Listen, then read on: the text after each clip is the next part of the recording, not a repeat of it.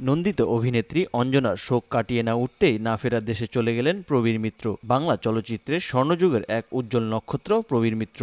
অভিনয়ের জাদু দিয়ে যিনি আমাদের মন জয় করেছিলেন বারবার। 90-এর দশকের আগে ও পরে থেকেই প্রবীর মিত্র বাবা, চাচা, খালু চরিত্রের বেশি সাবলীল ছিলেন। এছাড়া গ্রামের মাস্টারের চরিত্র, পুলিশের অফিসার, কেরানি এসব চরিত্র ছিলেন তিনি। নায়কের বড় ভাই হিসেবেও প্রবীর মিত্রের খ্যাতি ছিল চলচ্চিত্রে। তবে তিনি সবসময় পজিটিভ চরিত্রে অভিনয় করায় গ্রহণযোগ্যতা ছিল দর্শকের কাছে। কুমিল্লাতে 1940 সালে জন্ম প্রবীর মিত্রের। তবে তার পিতৃবংশ ঢাকার আদি। প্রবীর মিত্র জগন্নাথ কলেজ থেকে স্নাতক পাশ করেন। 60-এর দশকে ঢাকার প্রথম শ্রেণী ক্রিকেটের ক্যাপ্টেন ছিলেন তিনি। অন্যান্য খেলাতেও পারদর্শী ছিলেন। 5 দশকের কর্মজীবনে তিনি 4 শতাধিক চলচ্চিত্রে কাজ করেছেন। প্রবীর লালকুটি থিয়েটার গ্রুপে অভিনয়ের মাধ্যমে তার কর্মজীবন শুরু করেন। এরপর পুরান ঢাকার লালকুটিতে শুরু হয় তার নাট্যচর্যা। 1969 সালে পরিচালক এইচ আকবরের জলছবি চলচ্চিত্রের মাধ্যমে চলচ্চিত্রে অভিনয় শুরু করেন। চলচ্চিত্রটির অংশ ও সংলাপ লিখেছিলেন তার স্কুল জীবনের বন্ধু এটিএম শামসুজ্জামান। বাংলাদেশে সিনেমার সাথে সম্পৃক্ত সব ধরনের পুরস্কার পেয়েছেন তিনি। প্রেমিকা অজান্তাকে বিয়ে করার সময় হিন্দু থেকে মুসলমান হন প্রবীর মিত্র।